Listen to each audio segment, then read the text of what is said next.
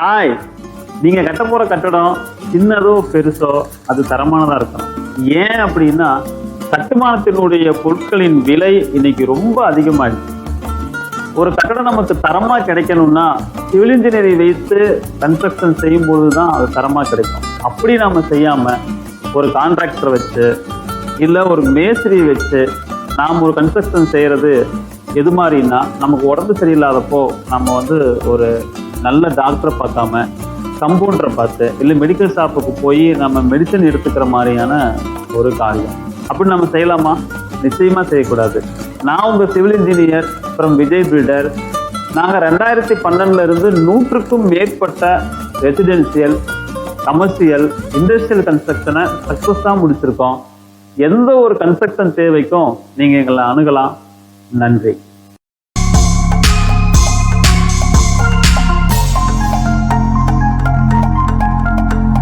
நான் ஏன் ரெக்கார்ட் பண்ண சொன்னேன் அப்படின்னா, இது கண்டிப்பா போய் சேரணும். இப்போ அந்த தற்கூரி இருக்கான் இல்லைங்க, அந்த தற்கூரி ஒரு வீடியோ போட்டிருக்கான். அதுல என்னன்னா, நான் மிரட்டினதான் ஒருத்தர்கிட்ட கூப்பிட்டு மிரட்டி புகார் போட சொன்னதா அது தற்கூரி போட்டிருக்கான். ஓகேங்களா? ஆனா அது முழுக்க முழுக்க பிளஸ், நமக்கு தான் பிளஸ். என்னன்னு நான் சொல்றேன். அந்த ஆடியோ பாத்தீங்க அப்படின்னா, நான் மே 5 பேசியிருக்கேன். ஜூன் இல்ல, மே 5. ஓகேங்களா? அதுல தெளிவா சொல்றேன். ஜூன் 4 அப்பெல்லாம் என்ன சொல்லிட்டு இருந்தாங்கன்னா, ஜூன் 4 காசு வந்துரும்ட்டு. ஓகேங்களா? எலெக்ஷன் முடிச்சோன்னா காசு வந்துரும்ட்டு. நான் அதுக்கு அந்த ஆளுகிட்ட சொல்லியிருப்பேன், இன்னும் 5 நாள் நீங்க சேர்த்து எடுக்கோங்க, ஜூன் 10க்கு வச்சுக்கலாம் அப்படின்னு சொல்லிட்டு. மிரட்டுறதுக்கும் பந்தயத்துக்குமே அவனுக்கு அந்த தற்கொலைக்கு வித்தியாசம் புரிய மாட்டேங்குது. மிரட்டுறதுன்னா இப்படி என்ன புவாக்குறோம் அப்படிங்கிறது மிரட்டு. ஓகேங்களா? பந்தயங்கிறது நீ ஜூன் 10 நான் சொல்றது நடந்துச்சுன்னா என்ன சொல்றேன், நீ சொல்றது நடந்துச்சுன்னா நான் என்ன செய்யறேன், இதுதான் பந்தயம். ஓகேங்களா? நான் பந்தயம் தான் வச்சிருக்கிறேன். ஓகேங்களா? ஜூன் 4 காசு வரும்னு சொல்றேன். அதுவுமே அந்த போன் கால் எப்படி ஆரம்பிச்சது அப்படின்னா, ரொம்ப அசிங்கமா கீழ்த்தரமான கமெண்ட் மெசேஜ். ஓகேங்களா? நான் கமெண்ட் போட்டிருக்கான். அப்ப போய் பார்க்கும்போது ஒரு யங்ஸ்டரா தெரியறான், படிச்ச பையனா தெரியறான். சரி, அப்ப படிச்ச பையங்கிறதுனால அப்ப அவனுக்கு புரியுங்கிறதுக்கு தான் அவனே நம்பர் போட்டிருக்கான். மையத்துல ஜாயின் பண்ணுங்க நம்பர் போடுறான்னு இல்லைங்க, அது மாதிரி போட்டிருக்கான். அப்படிதான் நான் கூப்பிட்டு பேசுறேன். கூப்பிட்டு பேசிட்டு, சரி அவன் கொஞ்சம் படிச்ச பையன்ட்டு கிட்டத்தட்ட எவ்வளவு நேரம் எடுத்து அவனுக்கு சொல்லி புரிய வைக்கிறேன். யூஸ்வலா யாராச்சும் கீழ்த்தரமான கமெண்ட் போட்டிருந்தா என்ன பண்ணுவாங்க, கூப்பிட்டு மிரட்டுவாங்க, திட்டுவாங்க, அதிகமா பேசுவாங்க. நான் ஒவ்வொரு வார்த்தைக்கும் எங்க போட்டு பேசியிருக்கிறேன். புரிஞ்சுக்கோங்க, வாங்க போங்க அப்படிதான் பேசியிருக்கேன். அதுல அவன் கம்பெனி மோசடி நிறுவனம் சொன்னதுல எல்லாம் சொல்லிட்டு நான் என்னென்ன சொல்லியிருக்கேன். அப்ப எப்போ மே 5 நான் என்னென்ன ப்ரெடிக்ஷன் வச்சிருக்கேன் பாருங்க. உங்க நிறுவனத்துல காசு இல்ல, கண்டிப்பா ஜூன் 10 காசு வராது அப்படின்னு சொல்லியிருக்கேன். இப்ப நீங்க சொல்லுங்க, ஜூன் 10 அதெல்லாம் நம்ம இப்ப கடந்து வந்தாச்சு. ஓகேங்களா? இன்னைக்கு ஜூலைல இருக்கிறோம். பாதி வந்தாச்சு. எனக்கு காசு வந்துச்சுங்களா? ஜூன் சொன்ன 10க்கு காசு வரல.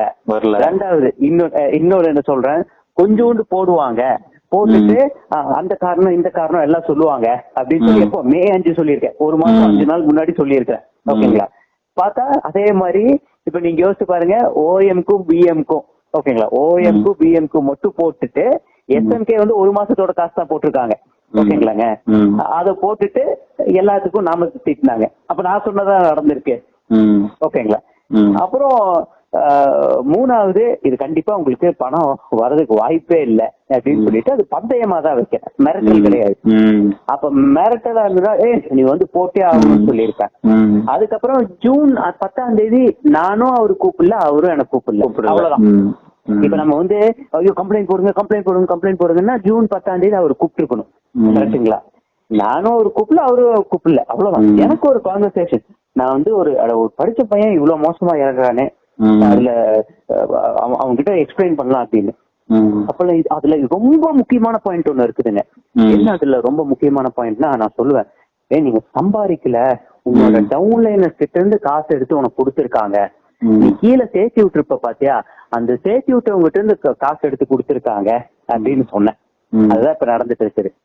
இன்னைக்கு அந்த தற்கொலைக்கு சப்போர்ட்டா பேசிட்டு இருக்கிறதும், இந்த டவுன்லைனர்ஸ் நல்லா புரிஞ்சுக்கணும். இந்த வீடியோ இப்ப பாப்பாங்க பாத்தீங்களா, அவங்க புரிஞ்சுக்கணும், டவுன்லைனர்ஸ் புரிஞ்சுக்கணும். இந்த தற்கொலைக்கு சப்போர்ட்டா பேசிட்டு இவங்க எல்லாத்தையும் ஒரு கட்டுப்பாட்டுல வச்சுட்டு இருக்கிறது அந்த அப்ளைனர்ஸ். 1 லட்சம் போட்டு 2 லட்சம் 5 லட்சம். இப்ப அந்த ஆள் எங்கிட்ட பேசினவனே பாத்தீங்கன்னா 1,21,000 ரூபாய் போட்டு 2,80,000 ரூபாய் கிட்டத்தட்ட 1,60,000 ரூபாய் எடுத்துட்டாரு. அப்ப அவனுக்கு எந்த பிரச்சனையும் கிடையாது. ஓகேங்களாங்க.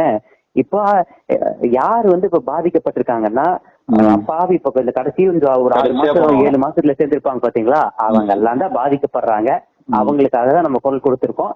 அப்பவே May 5 இவன் இந்த இத ரெக்கார்ட் பண்ணி இந்த தற்கொலையிட்ட கொடுப்பான், வீடியோ போடுவான், அதெல்லாம் தெரியாதப்பவே நான் கண்டிப்பா அவங்களுக்காக வந்து நான் நிப்பேன் அப்படின்னு நான் சொல்லியிருக்கேன். அது வந்து எங்களோட கடமையா நினைக்கிறோம், நிப்போம் அப்படின்னு சொல்லியிருக்கேன். இதெல்லாம் அப்பவே பேசியிருக்கேன் பாருங்க, இன்னைக்கு நேற்று பேசினது இல்ல. ஓகேங்களா. எங்களுக்கு தெரியும் இவன் ஏமாத்த போறான், ஜூனும் வந்து ஏதோ ஒரு காரணம் சொல்ல போறான், ஜூலை காரணம் சொல்ல போறான். இவன் பாதிக்கப்பட்ட மக்களுக்கு நம்ம வந்து நிக்கணும்னு எப்ப May 5 சொல்லியிருக்கேன்.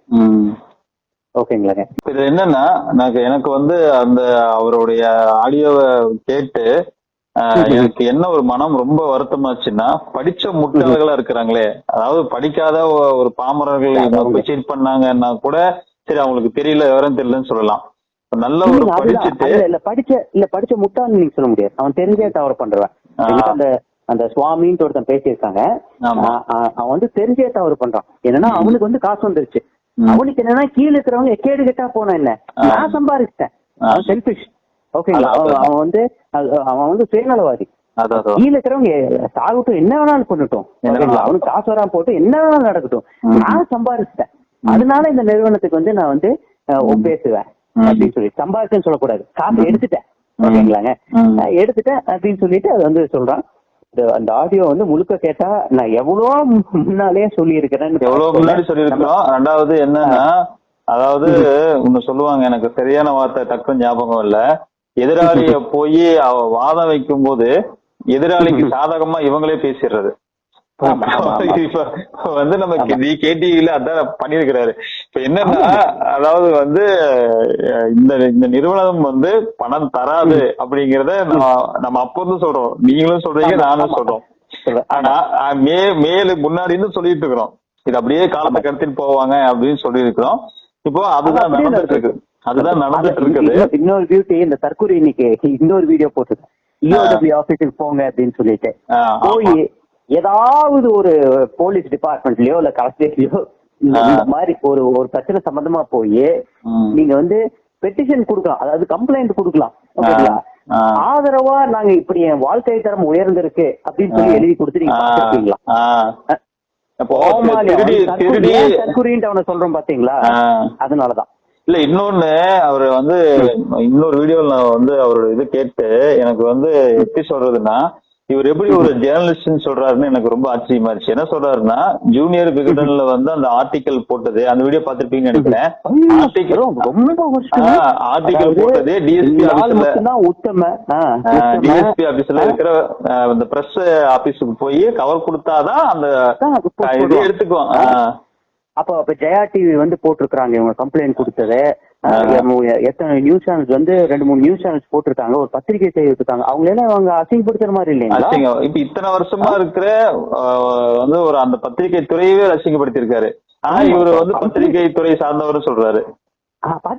அந்த மாதிரி அந்த தற்கொலை அதெல்லாம் இல்ல, நான் பேரு கூட சொல்ல மாட்டேன் பாருங்க. ஒண்ணு நல்லா தெரிஞ்சுக்கோங்க, என் வீடியோஸோட ரீச் வந்து வேற லெவல்ல இருக்கும். ட்விட்டர்ல போட்ட வீடியோவே 1.5 லட்சம் வியூஸ். என்னோட பேஜ்ல எல்லாம் நான் போட்டேன்னா 5 லட்சம் 10 லட்சம்னா அசால்ட்டா எனக்கு வந்து எத்தனையோ வீடியோஸ் என்னோட வந்து போயிருக்கும். ஆனா நான் வந்து போடல, ஏன்னா இவங்களுக்கு இந்த ஆளுக்கு ஒரு ரீச் கொடுக்க கூடாது, பொதுமக்களுக்கு அவேர்னஸ் வந்தாச்சு. இப்ப இந்த தற்கொலையோட வீடியோ பாக்குறது எல்லாருமே பாத்தீங்கன்னா மைவித்திரியாட்ஸ்ல பாமர மக்கள் பயந்து பாக்குறாங்க, வேற யாருமே உங்களுக்கு சாதகமா சொல்ல அப்படிங்கறத பயந்து பாக்குறாங்க. நான் அதையும் புரிஞ்சுக்கிறேன். ஆனா ஒரு இடத்துல கூட இந்த தற்கொலைக்கு வந்து அந்த சான்ஸ் நான் கொடுத்துட மாட்டேன். என்னோட இதுல வந்து இந்த தற்கொலையை பத்தி பேச மாட்டேன். எங்க நாங்க வந்து தற்கொலையை வந்து கொண்டு போவோமோ அந்த இடத்துல கொண்டு போயிடுவேன். என்னோட டிஃபர்மேஷன் நோட்டீஸுக்கு பதில் சொல்லணும், கோர்ட்ல இது சொன்னது எல்லாத்துக்கும் பதில் சொல்ல வைப்போம். அதுக்கப்புறம் அந்த சேனல் என்ன ஆகுதுன்னு நீங்க பாருங்க. இன்னும் ஒண்ணு இப்போ அப்ளைனர்ஸ் உடைய அவங்களுடைய அட்டுழியம்ங்கிறது நாளுக்கு நாள் அதிகமாயிட்டே போறதா, டவுன்லைன்ல உள்ளவங்க எல்லாம் வந்து நம்ம கூப்பிட்டு அவங்க ஜூம் மீட்டிங் ஒரு நாளைக்கு 8 மீட்டிங் 10 மீட்டிங் நடத்துறாங்களாமா, 6 மீட்டிங் மேல ஒரு நாளைக்கு கண்டக்ட் பண்றாங்களா, கம்பல்சரி வரணுங்கிறாங்களாமா. அப்ப நாளைக்கு வந்து திங்கட்கிழமை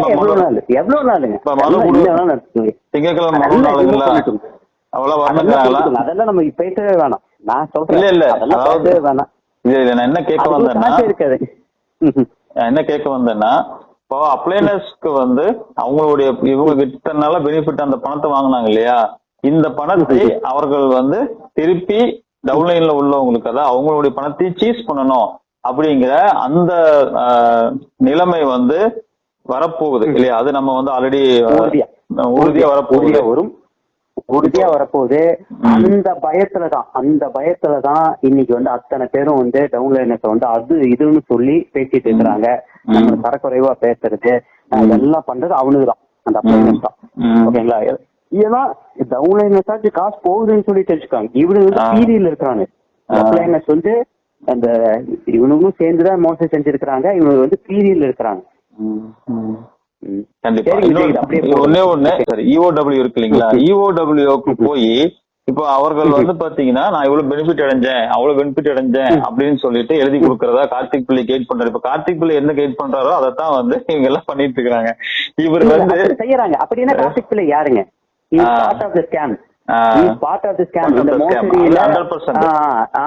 நாங்க அததான் திரும்ப திரும்ப இப்ப EOW முன்வைக்கிறோம், இந்த மோசடியில அவருக்கு பங்கு இருக்கு. செக்ஷன் 5 படி இவர் பண்றதெல்லாம் தப்பு. கண்டிப்பா வந்து இதுல பங்கு இருக்கு. இவரை வந்து டெபாசிட் டேக்கரா எடுக்கணும், மோசடியில ஒரு ஆளா எடுக்கணுங்கிறதா எங்களோட கோரிக்கையை. அது விரைவில் நிறைவேறும். பாருங்க, விரைவில் நிறைவேறும். இதுல வந்து என்னன்னா மறுபடியும் இவங்க வந்து எங்க அப்பா புதுக்குள்ள இல்லை அப்படிங்கிற வேலையைத்தான் செஞ்சு இவங்க கூட்டக்கூடியதா அழிஞ்சு போறாங்க அப்படிங்கறது. அது செய்யட்டும். அப்பதான் EOW போனாதான் உங்களுக்கு தெரியும். EOWல அப்படி ப்ரொவிஷன் கிடையாது. அவங்களுக்கு வந்து EOW does not come under commissioner, it comes under அவங்களோட ஹெட் குவார்டர்ஸ் இருக்க சென்னையில இருந்து தான் வரும். சரிங்களாங்க? EOWக்குன்னு தனி ADGP இருப்பாங்க. அவங்க புகார் வந்து சென்னை ஆபீஸுக்கு போய் சென்னையில இருந்து தான் இங்க வரும், டைரக்டா வரும். அந்த பேசிக் நாலேஜ் கூட அவருக்கு தெரியாது. அவன் வந்து எனக்கு அந்த தற்கொலை வந்து எனக்கு அஃபிடவிட் பத்தி கிளாஸ் எடுக்கிறான். அஃபிடவிட்ல எல்லாம் வந்து தொழில் பேர் யாருமே போட மாட்டாங்க, சொத்துக்கள் மதிப்பு தான் போடுவாங்க, இன்கம் டேக்ஸ் தான் போடுவாங்க. அவன் எனக்கு கிளாஸ் எடுக்கிறான். தேர்தலை பார்த்தவன், பல தேர்தல்ல வேலை செஞ்சவன். சரிங்களாங்க? தற்கொலை எனக்கு கிளாஸ் எடுக்கிறான். அவன் தான் பெரிய இன்வெஸ்டிகேஷன் வந்து பார்த்தான்னா எனக்கு என்னென்ன தொழில் இருக்கு அப்படின்னு தெரிஞ்சிட போகுது. நான் சொல்ல மாட்டேன். நான் இதை மூடிட்டு அதுக்கப்புறம் நம்ம தொழில் என்னங்கிறது, என்னென்ன தொழில்ங்கிறது நம்ம சொல்லலாம் மக்களுக்கு. Okay sir. ஓகே, மறுபடியும் பேசுவோம். Okay, thank you. கமர்ஷியல் பர்பஸ்க்கு அல்லது இண்டஸ்ட்ரியல் பர்பஸுக்கு PEP கான்செப்டில் அல்லது RCC கான்செப்டில் வேர் ஹவுஸ் அல்லது multiple types of manufacturing units கட்டணுமா? ப்ராப்பராக சீட் ஃபேப்ரிகேஷன் ஒர்க்கும் சேர்த்து சிவில் ஒர்க்கோட பண்ணுற டீமை எங்கே அணுகிறது, எப்படி அவங்கள பிடிக்கிறதுன்னு கன்ஃபியூஷனில் இருக்கிறீங்க? கவலையை விடுங்க. நான் உங்கள் சிவில் இன்ஜினியர் விஜய் கிருத்திக், விஜய் பில்டரில் இருந்து. நாங்கள் 2012 இருந்து PEP கான்செப்டில், RCC கான்செப்டில் warehouse multiple types of manufacturing யூனிட்ஸை வந்து சக்ஸஸாக கட்டி கொடுத்துட்ருக்கோம். எங்ககிட்ட மிகப்பெரிய அளவில் ஸ்கில்லேட் லேபர்ஸ் இருக்காங்க. லேபர்ஸை உங்கள் சைட்லேயே ஸ்டே பண்ண வச்சு ப்ராஜெக்ட்டுக்கு ஒரு காலம் அமைச்சு அந்த கால டைமுக்கு முன்னாடியே ப்ராஜெக்டை குவாலிட்டியாக ஆன் டைமில் நாங்கள் டெலிவரி கமிட்மெண்ட்டோடு பண்ணி கொடுக்குறோம். அது போக 35 பேங்கில் எங்கள் கம்பெனியை நம்ம டைப் பண்ணி வச்சுருக்கிறோம். இதனால் உங்கள் ப்ராஜெக்ட்டுக்கு, உங்களுடைய கன்ஸ்ட்ரக்ஷனுக்கு எங்களால் லோன் வசதியும் செஞ்சு கொடுக்க முடியும். டெலிவரிக்கு முன்னாடி பலதரப்பட்ட வகையில் செக்கிங் பண்ணி பில்டிங்கை எந்த ஒரு கிராக்ஸும் லீக்ஸும் இல்லாமல் உங்ககிட்ட ஹேண்ட் ஓவர் பண்ணுறோம். பில்டிங் ஸ்ட்ரக்சருக்கு 10 வருஷம் வாரண்டி பண்ணி கொடுக்குறோம். மேலும் உங்களுடைய கனவு கட்டுமானத்தை உங்களுக்கு திருப்தியாக பண்ணி கொடுக்கறது எங்கள் வாழ்நாளினுடைய நோக்கம். ஏன் இன்னும் வெயிட் பண்ணுறீங்க? கீழே உள்ள நம்பருக்கு உடனே கால் பண்ணி ஃப்ரீ கன்சல்டேஷன் பெறுங்க. உங்கள் கனவு கட்டுமானத்தை உடனே நனவாக்குங்க.